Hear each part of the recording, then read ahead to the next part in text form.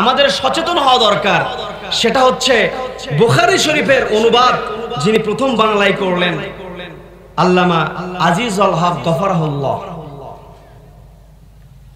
উপমহাদেশের ভিতরে শ্রেষ্ঠ আলেম যিনি, তার সন্তান আল্লামা মামুনুল হক। কি নাম শুনেছেন তো? তিনি কিন্তু তেজোদ্দীপ্ত কণ্ঠে কথা বলেন, হুঙ্কার দিয়ে কথা বলেন।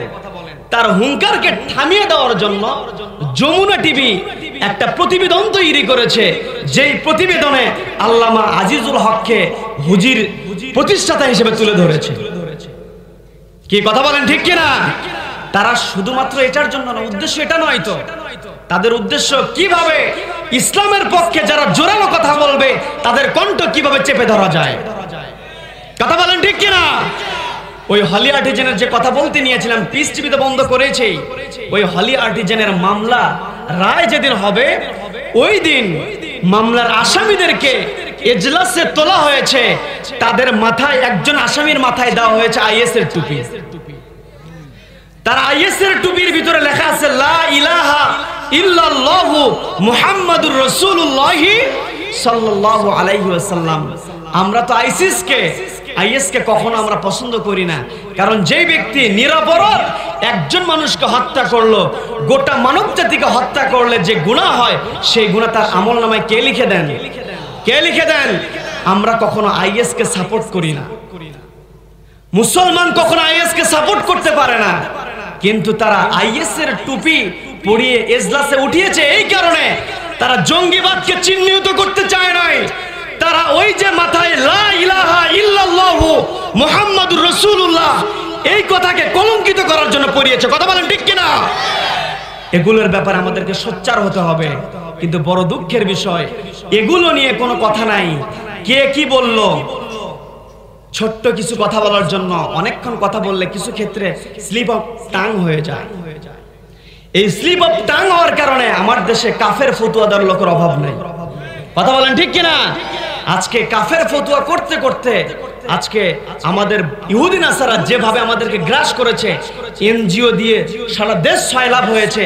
তারা সুকৌশলে ইসলামের বিরুদ্ধে একজোট হয়ে ইসলামকে নস্যাৎ করে দেওয়ার পায়তারা করছে। কথা বলেন ঠিক কিনা? কথা বলেন ঠিক কিনা? সম্মানিত হাজিরিন, ভূমিকার দীর্ঘায়িত করব না। আমি আপনাদেরকে অনুরোধ জানাবো, আমাদেরকে সচেতন হতে হবে। কারণ এই উপমহাদেশের মানুষ ইসলাম প্রিয়, এই বাংলাদেশের মানুষ ইসলাম প্রিয়। কথা বলেন ঠিক কিনা?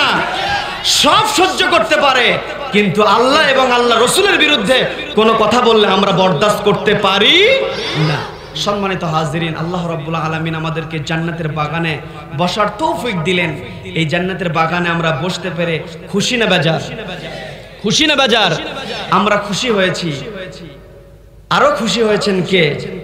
কে খুশি হয়েছেন? আমরা এখানে উপস্থিত হয়েছি, এটাও একটা ইবাদত। এটাও কি ইবাদত? জীবনের প্রত্যেকটা কাজ করতে হবে কার খুশির জন্য? কার খুশির জন্য? সবাই বলেন কার খুশি? সত্য বলবো কার জন্য? মিথ্যা ছাড়বো কার জন্য? মা বোনেরা পর্দা করবে কার জন্য? আমরা সকলে ঘুষ ছাড়বো কার জন্য? সুদ ছাড়বো কার জন্য? দুর্নীতি ছাড়বো কার জন্য? নামাজ ছেড়ে দিব কার জন্য? নামাজ ছেড়ে দেওয়া যাবে, নামাজ ছেড়ে দেওয়া যাবে না।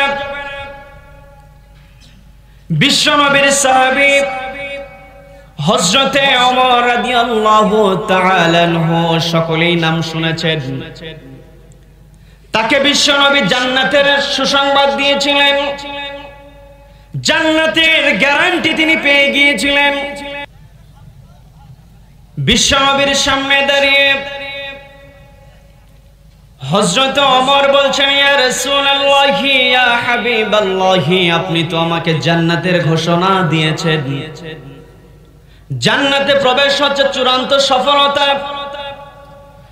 চূড়ান্ত সফল হচ্ছে ওই ব্যক্তির পরিচয় রব্বুল আলামিন পবিত্র কোরআনের 3 নম্বর সূরা সূরাতুল ইমরানের মধ্যে বলে দিচ্ছেন। কয় নম্বর সূরা? সবাই বলেন কয় নম্বর সূরা? 3 নম্বর সূরা সূরাতুল ইমরানের 185 নম্বর আয়াতে কারিমায় রব্বুল আলামিন সুন্দর করে বলছেন, ফামান যুহজিহা আনিন নারি ওয়া উদখিলাল الجنة فقد فاز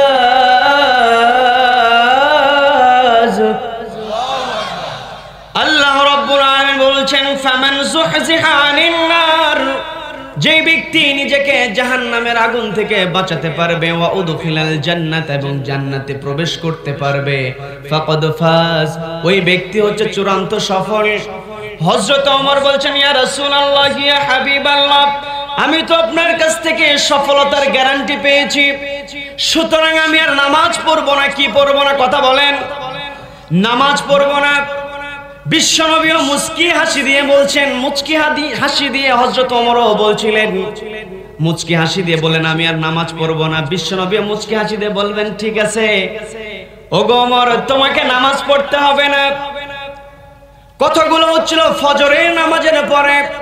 ফজরের নামাজের পরে কথোপকথন হওয়ার পরে দুইজন দুইজনের কাজে চলে গেলেন দুপুরে যখন জোহরের রক্ত হয়ে গেল জোহরের রক্ত হওয়ার পরে জোহরের রক্তের ব্যাপারে সবচাইতে বেশি সচেতন হয় হচ্ছে মুয়াজ্জিন কারণ তাকে জোহরের নামাজের জন্য মুসল্লিদেরকে আহ্বান করতে হয় তৎকালীন সময়ে যিনি মুয়াজ্জিনের দায়িত্ব পালন করছিলেন তার নাম কি সবাই বলেন হযরতে বেলাল যখন আযানের সময় হয়ে গেল হযরতে বেলাল আল্লাহু আকবার ধ্বনি যখন উচ্চারণ করলেন ধ্বনি উচ্চারণ করার পরে আশহাদু আল্লা ইলাহা ইল্লাল্লাহ আশহাদু আল্লা ইলাহা ইল্লাল্লাহ উচ্চারণ করার সঙ্গে সঙ্গে হযরত ওমর কই থেকে যেন দৌড়ে মসজিদ নববীর বারান্দায় হাজির হয়ে গেলেন মসজিদ নববীর বারান্দায় যখন হাজির হয়ে গেলেন বিশ্বনবী হযরত ওমরের সামনে এসে বললেন ওগো ওমর তুমি না বললে তুমি আর নামাজ পড়বে না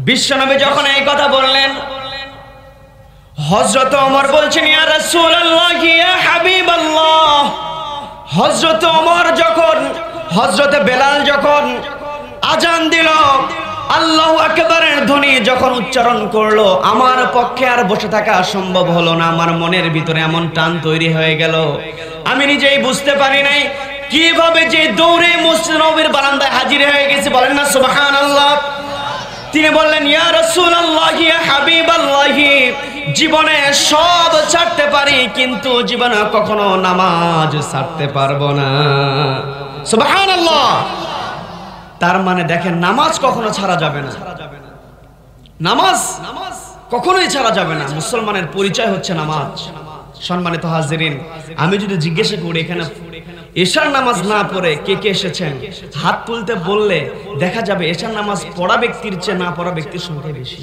কি কথা বলেন ঠিক কিনা এখন আমি হাত তুলতে বললে দেখা যাবে অনেকে লজ্জায় হাত তুলবে না একেতে নামাজ পড়ে না দ্বিতীয়ত যখন আমি হাত তুলতে বলবো তখন লজ্জা আরো তুলবে না তখন গুনাহ কয়টা হলো দুইটা অতএব আপনাদেরকে আমি ডাবল গুনাহগার বানাতে চাই না তবে আপনাদের কাছে আমার অনুরোধ সেটা হচ্ছে এখান থেকে ওঠার পরে সর্বপ্রথম বিছানায় যাওয়ার আগে আপনাকে এশার নামাজ আদায় করতে হবে কথা বলেন ঠিক কিনা যারা পড়েছেন তারা সহ বলি ইনশা সম্মানিত হাজিরিন আমি আমার আলোচনার সূচনায় পবিত্র কোরআনের 29 নম্বর সূরা সূরাতুল আনকাবুতের 45 নম্বর আয়াত তেলাওয়াত করেছি এই আয়াতকে কেন্দ্র করে কিছু কথা আমি আপনাদের সামনে অল্পক্ষণ উপস্থাপন করব আপনারা তো আমাকে সহযোগিতা করবেন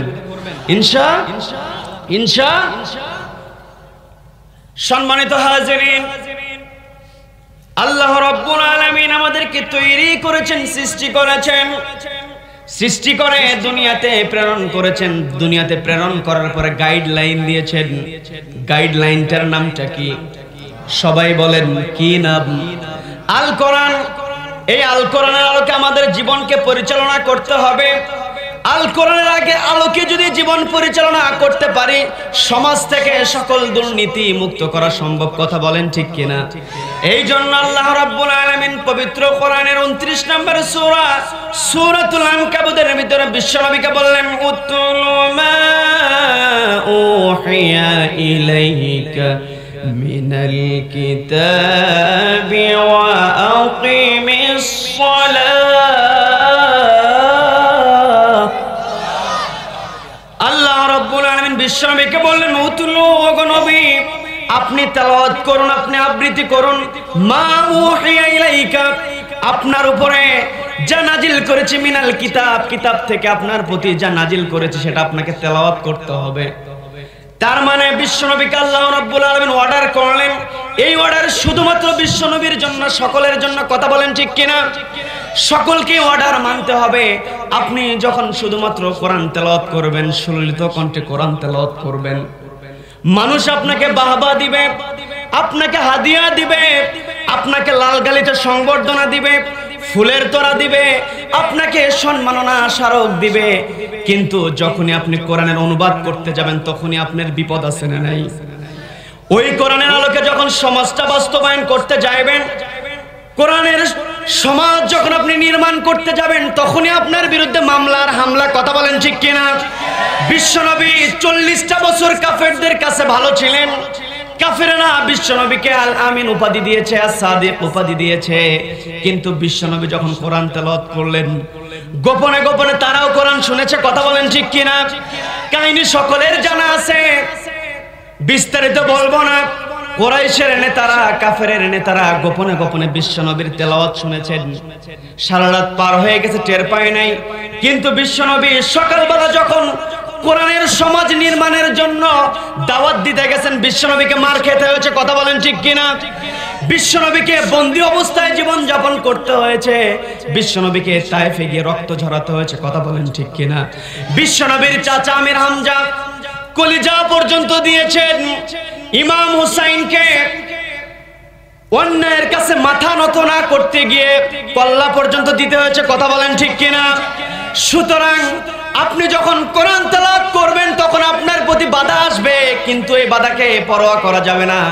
কারণ সাহাবায়ে কেরামদের কাছ থেকে যে শিক্ষা গ্রহণ করি, সেখানে দেখতে পাই সাহাবায়ে কেরামগণ নিজের জীবন দিয়ে দেয়, কিন্তু বাতিল শক্তির কাছে না কখনো মাথা নত করে নাই। কথা বলেন ঠিক কিনা? আব্দুল্লাহ ইবনে মাসউদ রাদিয়াল্লাহু তাআলা আনহু, তিনি এত সুন্দর তেলাওয়াত করতেন। আল্লাহ রাব্বুল আলামিন অর্ডার করলেন, উতলু, তোমরা তেলাওয়াত করো, তুমি তেলাওয়াত করো। সবচাইতে সুন্দর তেলাওয়াত করতেন আব্দুল্লাহ ইবনে মাসউদ রাদিয়াল্লাহু তাআলা আনহু। বিশ্বনবী একবার বললেন, কেউ যদি কোরআনের প্রকৃত পাঠ শুনতে চায়, পবিত্র কোরআনের প্রকৃত তেলাওয়াত যদি কেউ শুনতে চায়, সেজন্য ইবনে উম্মে আব্দের তেলাওয়াত শুনে। তার মানে আব্দুল্লাহ ইবনে মাসউদকে ইবনে উম্মে আব্দ বলে ডাকা হতো। বিষ্ণু বলেছেন, সমস্ত কোরআনের যে মজা আছে, সমস্ত মজা যেন আল্লাহ রাব্বুল আলামিন আব্দুল্লাহ ইবনে মাসউদের কণ্ঠের মধ্যে ঢেলে দিয়েছেন। বলেন না সুবহানাল্লাহ। আব্দুল্লাহ ইবনে মাসউদ তিনি কোরআন তেলাওয়াত করবেন, বিশ্বনবীর আক্ষেপ, তখনও প্রকাশ্যে বিশ্বনবী কোরআন তেলাওয়াত করতে পারেন না। বিশ্বনবীর আফসোস হচ্ছে, কাবা চত্বরে কেউ যদি প্রকাশ্যে কোরআন তেলাওয়াত করত, আমার মনের ভিতরে শান্তি পেত। সুতরাং এমন একজন ব্যক্তি ইসলাম কবুল করুক, যে ব্যক্তি ইসলাম কবুল করবে, যার দলবল থাকবে, সম্পদ থাকবে। তার মানে যদি সমাজের ভিতরে যার সম্পদ আছে, লোকজন যার অধীনে কাজ করে, ওই ব্যক্তি যদি অন্যায় করে, সহজে তাকে শাস্তি দেওয়া যায় না। কথা বলেন ঠিক কিনা? তখন বিশ্বনবী যখন ইসলামের শুরুতে দাওয়াত দিচ্ছিলেন, তখন বিশ্বনবীর দাওয়াতটাই ছিল এক কাফেরদের কাছে অন্যায়। কথা বলেন ঠিক কিনা? আজও যারা আবু জেহেলের উত্তরসূরি আছে, তাদের কাছে যারা কোরআন তেলাওয়াত করে, তারা শত্রু হয়ে যায়। কথা বলেন ঠিক কিনা? বিশ্বনবী আক্ষেপ করে বলছেন, কেউ যদি কাবা চত্বরে তেলাওয়াত করতো, কতই না ভালো লাগতো। আব্দুল্লাহ ইবনে মাসউদ বিশ্বনবীর বন্ধুভক্ত, বিশ্বনবী যা বলেন তাই করেন। আব্দুল্লাহ ইবনে মাসউদ বললেন, ইয়া রাসূলুল্লাহ, ইয়া হাবিবাল্লাহ, আপনি যদি আমাকে অনুমতি দেন, আমি আপনার অনুমতি পাওয়ার পরে মসজিদে আমি কাবা ঘরের সামনে গিয়ে তেলাওয়াত করব। বিশ্বনবী বললেন, তুমি তো ছোট মানুষ, 12-13 বছর তোমার বয়স। কোন কোন বর্ণনা এসেছে 15 বছর বয়স। তার মানে 15 বয়সের তরুণ কিশোর তিনি তেলাওয়াত করতে সাহস করেছেন। আজও এরকম কিশোর আমার দেশে আছে না নাই? যারা এই কোরআনের কথা বলতে যায়, সাহাবীদের জীবনী থেকে উদ্বুদ্ধ হয় বলে এই কোরআনের কথা বলে। হযরতে আব্দুল্লাহ ইবনে মাসউদ বললেন, ইয়া রাসূলুল্লাহ, আমার মন চাচ্ছে আমি তেলাওয়াত করব। বিশ্বনবী বললেন, না, তুমি ছোট মানুষ, তেলাওয়াত করা যাবে না। কিন্তু হযরত আব্দুল্লাহ ইবনে মাসউদ নাসর বান্দা না, ইয়া রাসূলুল্লাহ, আমি তেলাওয়াত করব। বিশ্বনবী এক পর্যায়ে অনুমতি দিয়ে দিলেন। বিশ্বনবীর অনুমতি যখন পেয়ে গেলেন, অনুমতি পাওয়ার সঙ্গে সঙ্গে তিনি কাবার চত্বরে গিয়ে তেলাওয়াত করছেন, আর-রহমান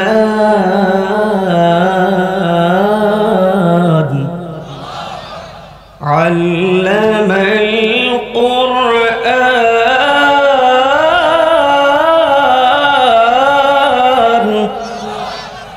আব্দুল্লাহ ইবনে মাসউদ যখন কাবার চত্বরে কোরআন তেলাওয়াত করতে শুরু করলেন, তখন কাফেররা এদিক সেদিক তাকালো, একে অপরের চেহারার দিকে তাকিয়ে বলছে, কি ব্যাপার?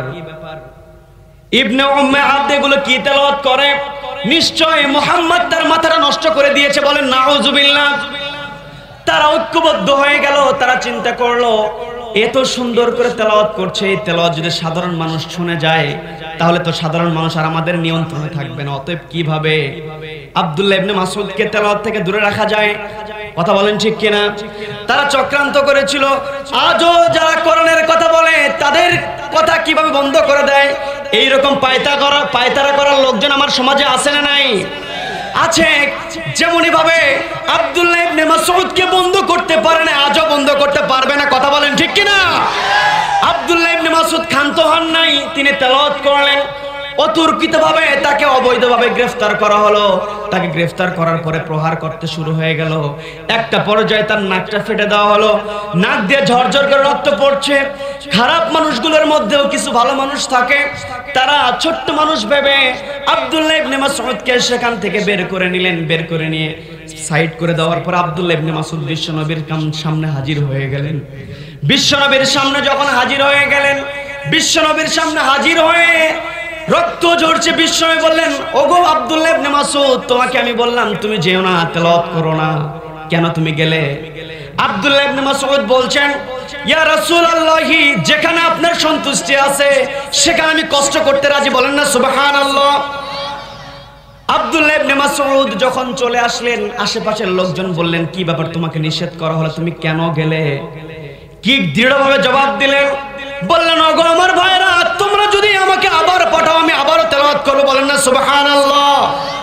রক্তাক্ত শরীর, তারপরও বলছে, আমি যখন কোরআন তেলাওয়াত করছিলাম তখন আমার অন্তরের ভিতরে এত স্বাদ লাগছিল, মনে হয় আবার গিয়ে তেলাওয়াত করি। ঠিক তেমনই ভাবে আজও যারা ইসলামী আন্দোলনের কর্মী আছে তাদেরকে রিমান্ডে নিয়ে অবৈধভাবে মারার পরে, জেলখানা থেকে বের হওয়ার পরে আবারও ইসলামী আন্দোলন করে। কথা বলেন ঠিক কিনা? ইসলামী আন্দোলনের কর্মীরা সব সময় ভরসা রাখে কার উপরে?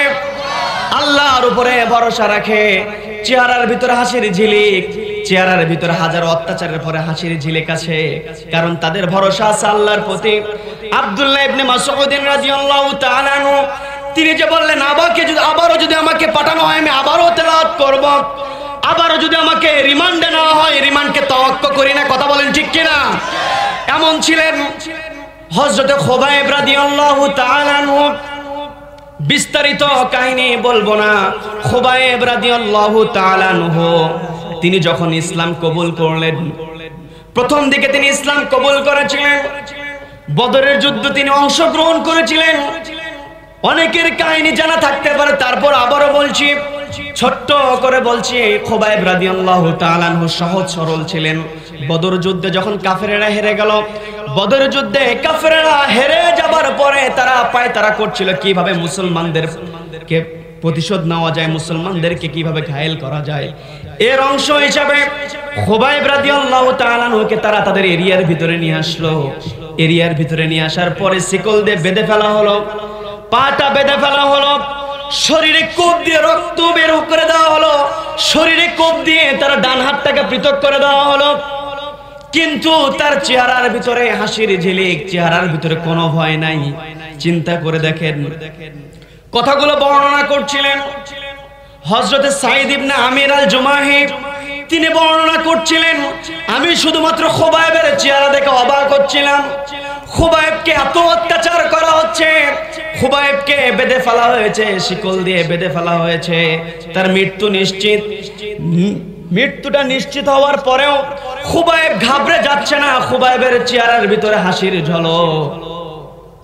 ঠিক তেমনি ভাবে আজও যারা ইসলামী আন্দোলন করে, অবৈধভাবে মামলা দেওয়ার পরে অবৈধভাবে বিচারক যখন রায় দিয়ে দেয়, অবৈধ রায়ের পরে চেয়ারের ভিতরে কোনো ছাপ পাওয়া যায় না, বরং দুইটা আঙ্গুল উঁচু করে ভি চিহ্ন দেখায়। কথা বলেন ঠিক কিনা?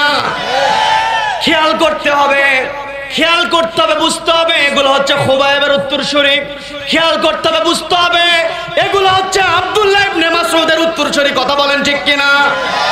আমার দেশে যিনি তাফসিরুল কোরআন মাহফিল প্রতিষ্ঠা করলেন, সারা দেশে যিনি তাফসিরুল কোরআন মাহফিল প্রতিষ্ঠা করলেন, সেই ব্যক্তিকে যখন মৃত্যু কারাদণ্ড দেওয়া হয়, আদালত চত্বরে কোরআনটা হাতে নিয়ে মুখে হাসির ঝিলিক আছে না নাই? কারণ খোবায়েবের ইতিহাস তারা জানা আছে। তিনি জানেন খোবায়েবকে রক্তাক্ত করা হয়েছে, আব্দুল্লাহ ইবনে মাসউদকে রক্তাক্ত করা হয়েছে। সুতরাং বাতিলেরা, বিরোধীরা আমাকে অন্যায়ভাবে জেল খাটাবে। কথা বলেন ঠিক কিনা? তার আত্মীয় স্বজন যখন তার সঙ্গে দেখা করতে যায়, ছেলেরা যখন কথা বলতে চায়, ছেলেদের চোখে পানি আসে, কিন্তু তিনি বলেন না না, তোমরা কেন কাঁদবে? বিশ্বনবীকে কারাগারে রাখা হয়েছে, শিয়াবে আবু তালেবের ভিতরে রাখা হয়েছে, বিশ্বনবীকে খাবার দেওয়া হয় নাই, আমাকে তো খাবার দেওয়া হয়, আমি তো আরামে আছি। দেখেন কত বড় চিন্তা। কথা বলেন ঠিক কিনা? কারণ তাদের ভিতরে আছে ইসলামী আন্দোলন করার, ইসলামী আন্দোলন করার শক্তি তাদের ভিতরে আছে। সমাজের ভিতরে ইসলামকে প্রতিষ্ঠা করার জন্য জীবনটা পর্যন্ত তারা বিলিয়ে দেয়। কথা বলেন ঠিক কিনা? তার মানে শিক্ষা নিতে হবে খুবাইবের কাছ থেকে, শিক্ষা নিতে হবে আব্দুল্লাহ ইবনে মাসউদ থেকে। যুবকেরা রাজি আছি তো? কি রাজি আছি? দেখি কারা কারা রাজি আছে, দুহাত দেখি।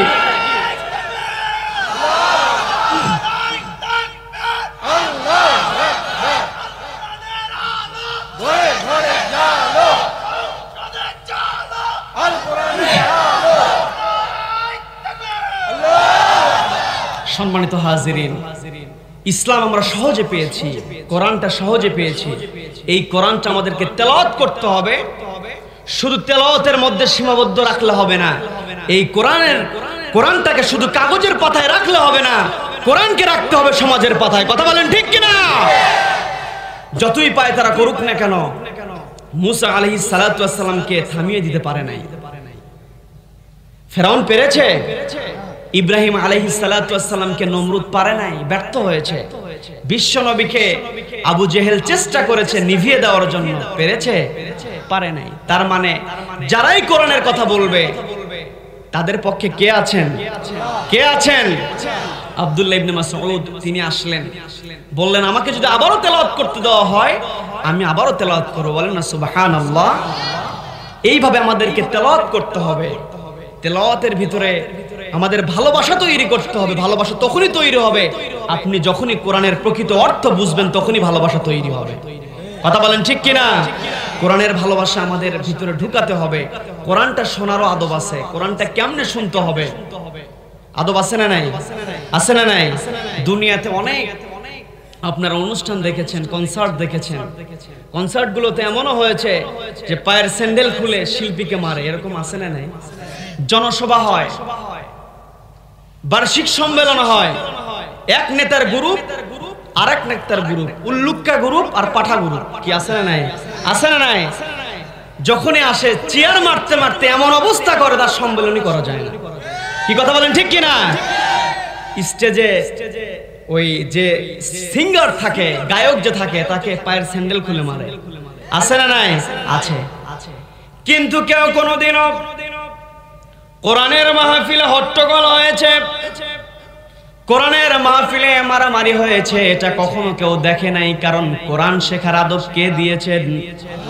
আল্লাহ রাব্বুল আলামিন পবিত্র কোরআনের 7 নম্বর সূরা সূরাতুল আরাফের 204 নম্বর আয়াতে রব্বুল আলামিন সুন্দর করে বলছেন, ওয়া ইযা কুরিআল কুরআনু ফাসতামিউ লাহু ওয়া আনসিতু লাআল্লাকুম তুরহামুন।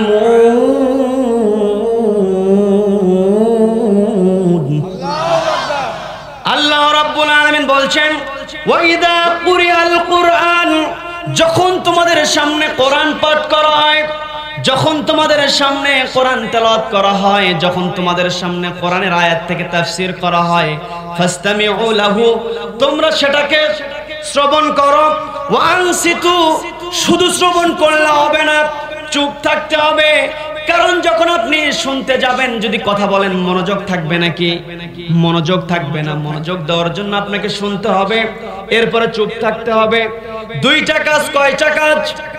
কোন বান্দা যদি চুপ থেকে মনোযোগ সহকারে কোরআনের আয়াত শুনে, কোরআনের তাফসীর শুনে, কোরআনের তেলাওয়াত শুনে, রব্বুল আলামিন কি ফয়সালা দিয়ে দেন সুন্দর করে বলছেন, লাআল্লাকুম তুরহামুন।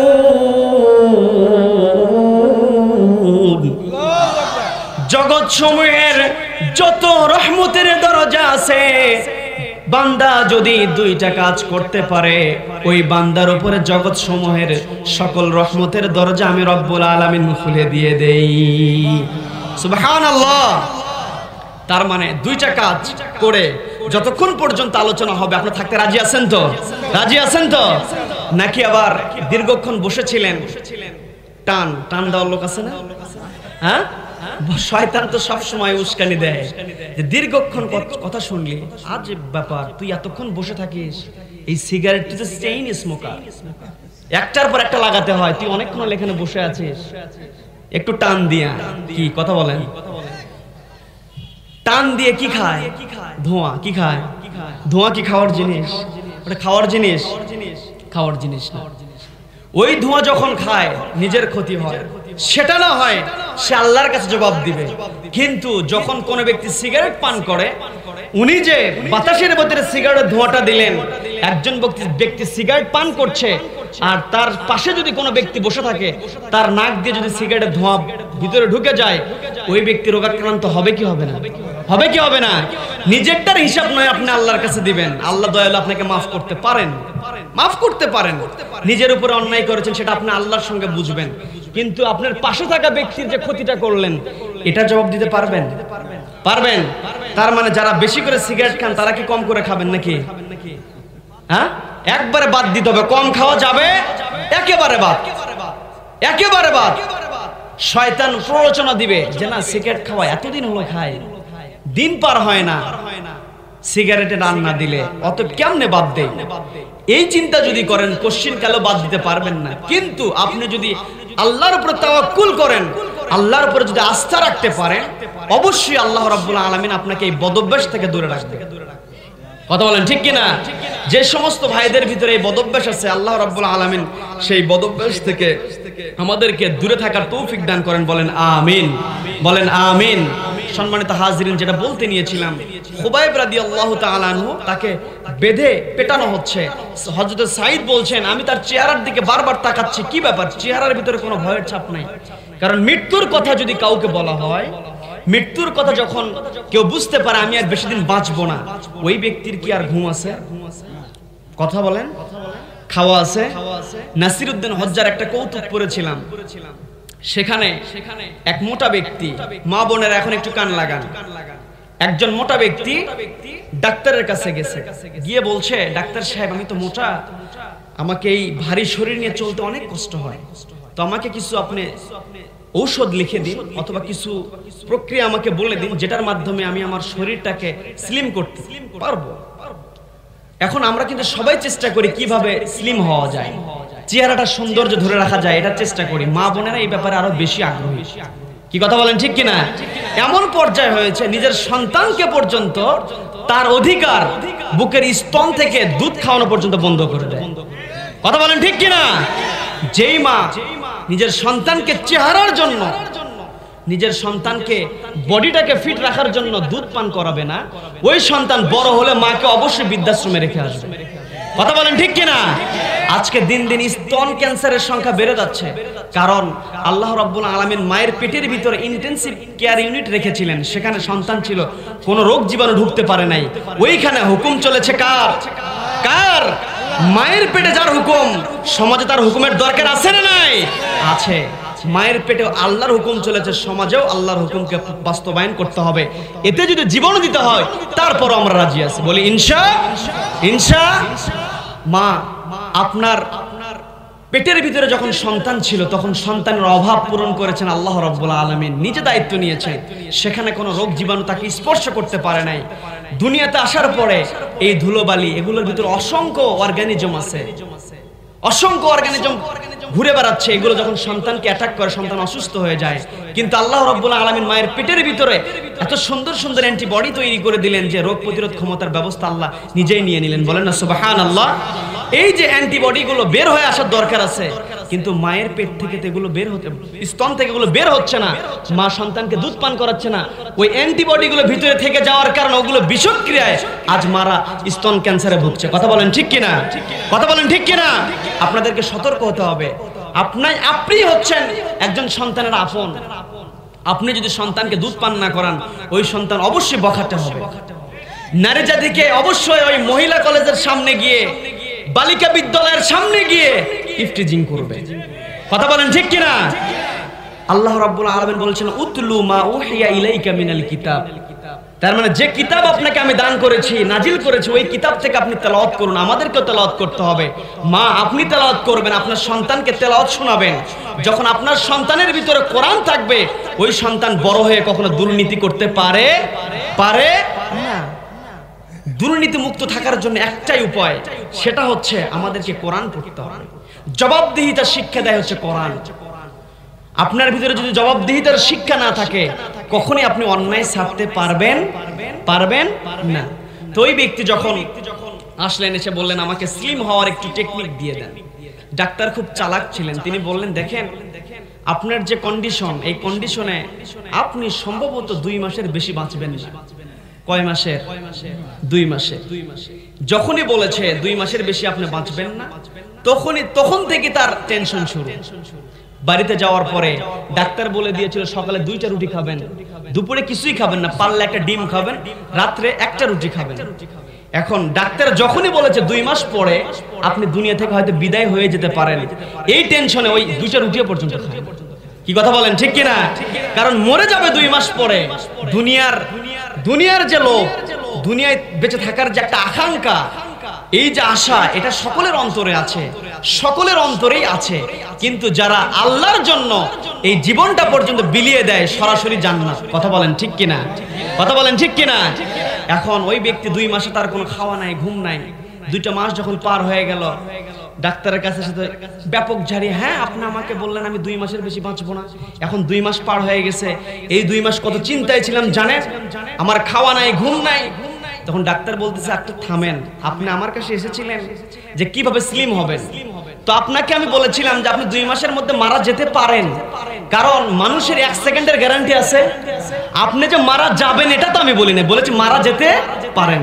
যখনই মরণের ভয়টা আপনাকে ঢুকিয়ে দিলাম, তখন আপনি অটোমেটিক খাওয়া বন্ধ করে দিলেন। আমি যতই আপনাকে অনুরোধ করি, যত দামি কলম দিয়েই প্রেসক্রিপশনে আমি লিখি না কেন, আপনি খাওয়া বন্ধ করবেন না। এই খাওয়া বন্ধ করার জন্য আপনাকে আমি মরণের ভয় ঢুকিয়ে দিয়েছি। কি বুদ্ধি আছে না নাই? আছে না নাই? এই যে দেখেন মরণের ভয়ে একজন যার ওজন বেশি খাওয়াটা বন্ধ করে দিচ্ছে, চোখের নিচে কালো দাগ পড়ে যাচ্ছে, চেহারার দিকে কোনো চিন্তা নাই, তার খালি একটাই চিন্তা, হাই রে দুনিয়াতে থাকতে পারবো না। কিন্তু হযরতে খুবাইব দুনিয়া থেকে বিদায় হয়ে যাবেন, দুনিয়া থেকে তিনি বিদায় হয়ে যাবেন। দুনিয়ার লোভ, দুনিয়ার আশা, দুনিয়ার আকাঙ্ক্ষা তার অন্তরের ভিতরে নাই, কারণ তাকে অত্যাচার করছে কাফেরেরা। কাফেরেরা যদি কোনো মুসলমানকে দুনিয়া থেকে বিদায় করে দেয়, তাকে শহীদ বলা হয়। কি বলা হয়? শহীদ। শহীদেরা কখনোই মরে না। কোরআনের ভিতরে 2 জায়গায় আছে, ওইদিকে যাচ্ছি না। তার মানে শহীদ হওয়ার আকাঙ্ক্ষা ছিল খুবাইবের। কথা বলেন ঠিক কিনা? আজও আমার দেশে, সারা বিশ্বে ইসলামী আন্দোলনের কথা বলতে গিয়ে ফাঁসির রশিদে পর্যন্ত ঝুলছে। কথা বলেন ঠিক কিনা? তবুও মরণের ভয় তাদের ভিতরে নাই। মরণের ভয় মুমিনেরা কখনো করে না। মুমিনেরা চিন্তা করে মুমিনের দুনিয়া বেঁচে থাকার কোনো আশা নাই। মুমিনের একটাই আশা, সমাজে প্রতিষ্ঠা করা যাবে, কারণ মুমিন জানে এই দুনিয়াটা হচ্ছে পরীক্ষার ক্ষেত্র। মুমিন এখানে পরীক্ষা দিবে, পরীক্ষায় উত্তীর্ণ হলে জান্নাতে প্রবেশ করবে। এই জন্য সম্মানিত হাজিরিন, আমাদের প্রথম দায়িত্ব হচ্ছে কোরআন তেলাওয়াত করতে হবে। কি তেলাওয়াত করতে হবে? বলতে নিয়েছিলাম হযরতে আব্দুল্লাহ ইবনে মাসউদের কথা। হযরতে আব্দুল্লাহ ইবনে মাসউদ রাদিয়াল্লাহু তাআলা আনহু এমনিতেই ওই কিশোরের অন্তরের ভিতরে বিশ্বনবীর মহব্বত, আল্লাহর মহব্বত এমনিতেই ঢোকে না। একদিন কিশোর আব্দুল্লাহ ইবনে মাসউদ রাখাল চড়াচ্ছিলেন মরুভূমির ভিতরে। তিনি শুনতে পেয়েছিলেন একজন ব্যক্তি নতুন ধর্মের দাওয়াত দিচ্ছে, এক আল্লাহর ইবাদতের কথা বলছে। এটা তার কানে যখন চলে গেছে, চলে যাওয়ার পরে তার ইচ্ছা হচ্ছে সেই ব্যক্তির সঙ্গে দেখা করবে, কিন্তু তিনি ওকবার রাখাল ছিলেন।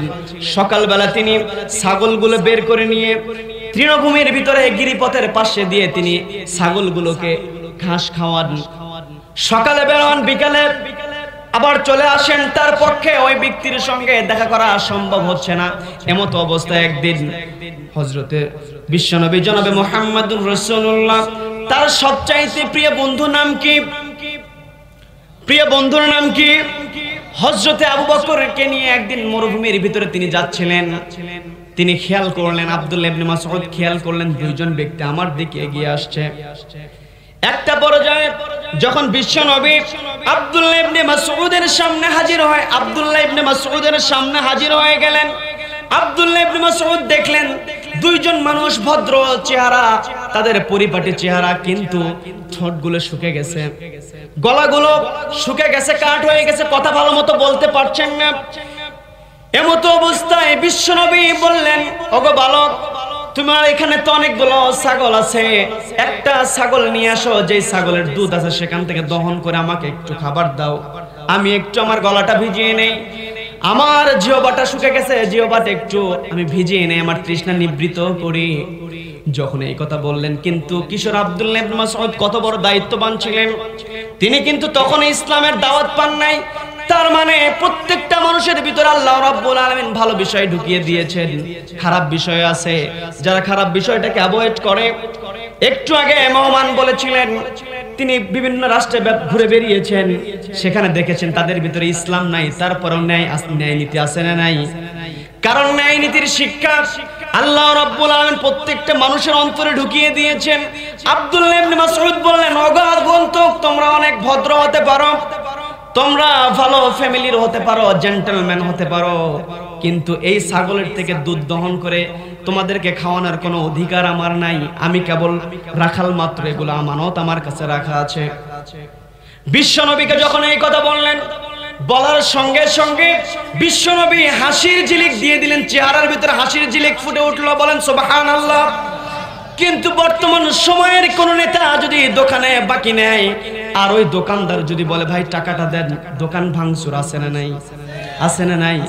বিশ্বনবী তখন বললেন, ঠিক আছে বালক, তোমাকে দুধ দহন করে দিতে হবে না, তবে তোমাকে একটা রিকোয়েস্ট করি, তুমি এমন একটা ছাগল আমার সামনে উপস্থাপন করো যে ছাগলটার সঙ্গে পুরুষ ছাগলের সংস্পর্শ আসে নাই, অর্থাৎ ছাগি তুমি আমাকে দিবে, যেই ছাগির সঙ্গে পাটার কোনো সংস্পর্শ হয় না, এরকম ছোট্ট একটা ছাগি তুমি আমাকে দাও।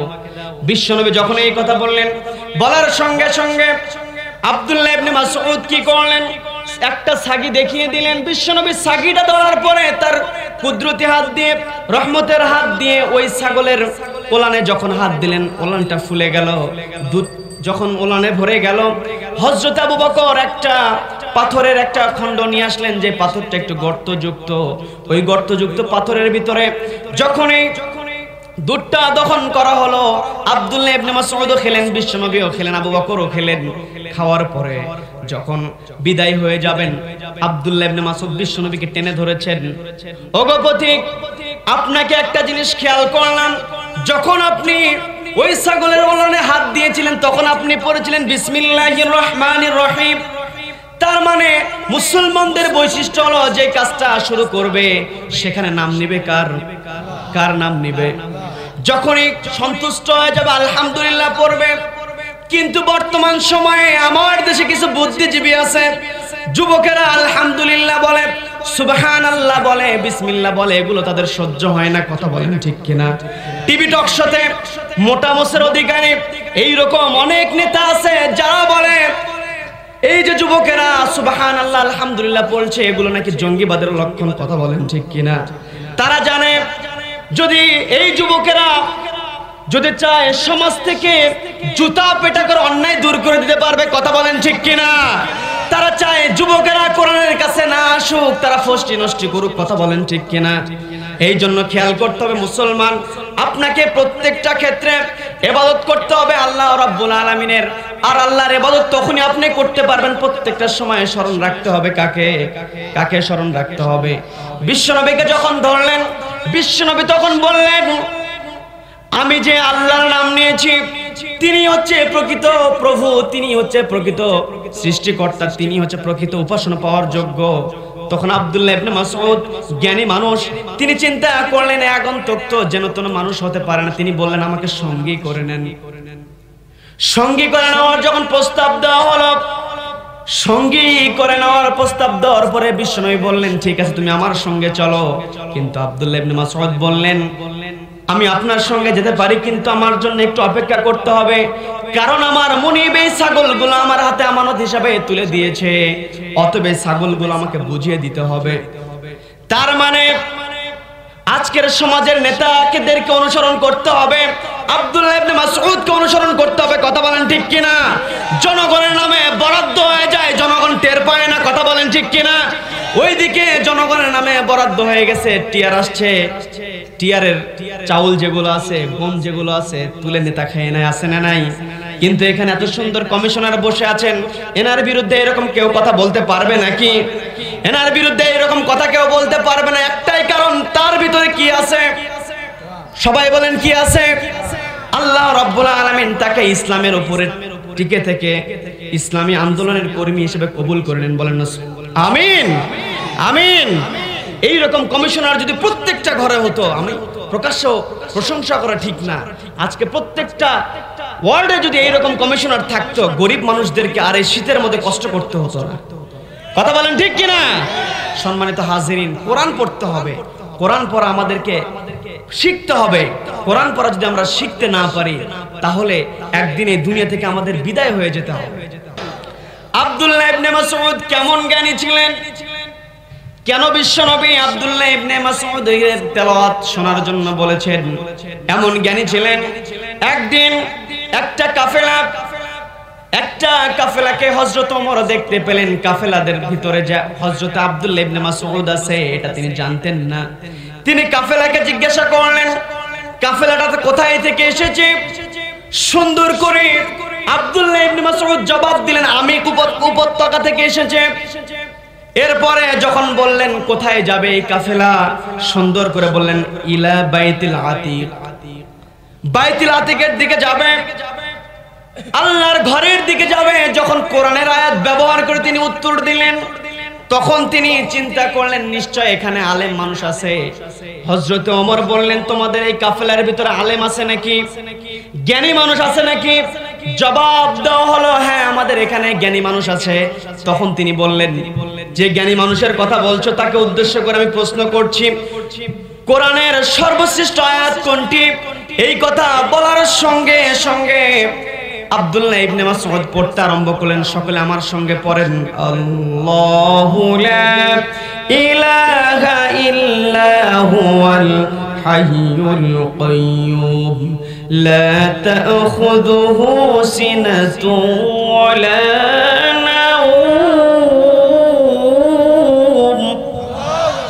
এই আয়াতের নাম কি? আয়াতুল কুরসি হচ্ছে সর্বশ্রেষ্ঠ আয়াত।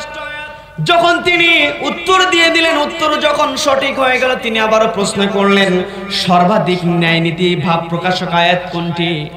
সঙ্গে সঙ্গে হযরতে আব্দুল্লাহ ইবনে মাসউদ বললেন প্রত্যেক জুমায় খতিব সাহেব তার খুতবার ভিতরে পড়ে, সকলের আয়াতটা জানা আছে, আমার সঙ্গে ঠোঁট মিলিয়ে পড়লে সব দিবেন কে? সকলে আমার সঙ্গে ঠোঁট মিলিয়ে পড়ুন। আল্লাহ রাব্বুল আলামিনের আয়াত তিনি তেলাওয়াত করলেন। সূরাতুন নাহলের 90 নম্বর আয়াত তেলাওয়াত করে তিনি শোনাচ্ছেন। তিনি বলছেন ইন্নাল্লাহা ইয়া'মুরু বিল আদলি ওয়াল ইহসানি ওয়া ইতা'i যিল কুরবা ওয়া ইয়ানহা আনিল ফাহশাই ওয়াল মুনকারি ওয়াল বাগই ইয়া'iদুকুম লা'আল্লাকুম তাযাক্কারুন।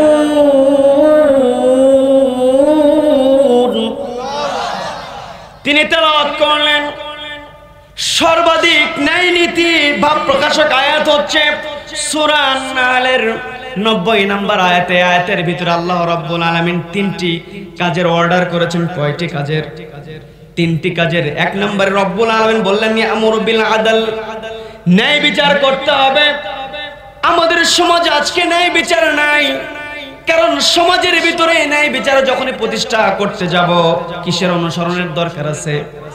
কোরআনের অনুসরণ করতে হবে। ন্যায় বিচার আমাদের ভিতরে নাই, কারণ আমাদের ভিতরে কোরআন পাঠের অভ্যাস নাই। কথা বলেন ঠিক কিনা? সন্তানদেরকে প্রতিষ্ঠিত করছেন, আমি প্রায় সব জায়গায় কথাটা বলে থাকি, সন্তানদেরকে আপনি দুনিয়াতে সাকসেসফুল হওয়ার জন্য এত চেষ্টা করছেন, কিন্তু পরকালীন সাকসেসের জন্য চেষ্টা করেন না। কথা বলেন ঠিক কিনা? কথা বলেন ঠিক কিনা? আপনার চেষ্টা তখনই সফল হবে যখন আপনি সন্তানকে পরকালীন মুক্তির জন্য সন্তানকে শিক্ষা দিবেন, তখনই আপনার সন্তানকে প্রতিষ্ঠিত করা সাকসেস হবে। কথা বলেন ঠিক কিনা?